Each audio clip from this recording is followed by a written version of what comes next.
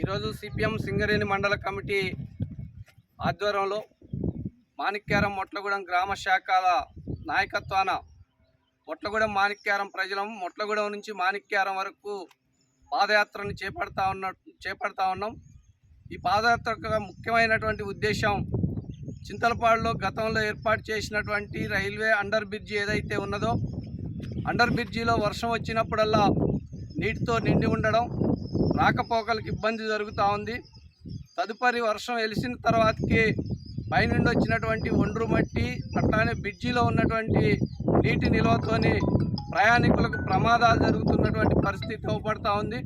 రైతులు వ్యవసాయ భూముల అవసరాల కోసం కానీ ఇతర ప్రయాణాల అవసరం కోసం కానీ అండర్ బ్రిడ్జి ఏమాత్రం కూడా ఉపయోగపడినటువంటి పరిస్థితి ఉన్నది. కాబట్టి ఆ నీటిని ఎప్పటికప్పుడే ఆ నీటిని ఇక్కడ నుంచి తొలగించేటువంటి పద్ధతిలో ప్రభుత్వం వెంటనే చర్యలు తీసుకోవాలి అని చెప్పేసి డిమాండ్తో పాటు ఏదైతే మొట్లగూడెం నుండి మాణిక్యారం వరకు ఐటీడీఏ నిధులతోని గత 6 నెలల క్రితం మెటలేశారు. వేసినటువంటి కంకర్ని అలాగనే వదిలిపెట్టారు తప్ప కంకర్ పరిచారు. బీటీ రోడ్డు వేసినటువంటి డాంబర్ని మర్చిపోయినటువంటి పరిస్థితి ఉన్నది. ఒక అధికారిని అడిగితే మరొక అధికారి అని చెప్పేసి, ఆర్డబ్ల్యూఎస్ వాళ్ళని అడిగితే పంచాయతీరాజ్ అని చెప్పేసి, పంచాయతీరాజ్ వాళ్ళని అడిగితే ఐటీడీఏ వాళ్ళని చెప్పేసి ఒకరిపైన ఒకరు పెట్టుకుంటున్నటువంటి పరిస్థితి ఉన్నది.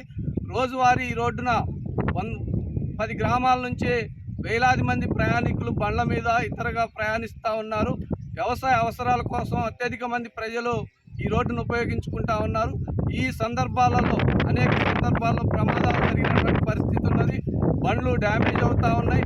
ఏదైతే పశువులు సంబంధించినటువంటి ఏవైతే పోతా ఉన్నాయో వాటికి ఇబ్బంది జరుగుతున్నటువంటి పరిస్థితి ఉన్నది. తక్షణమే ఈ రోడ్డు పైన వెంటనే బీటీ రోడ్డు వేయాలి అని చెప్పేసి మేము ప్రభుత్వాన్ని కోరుతా ఉన్నాం.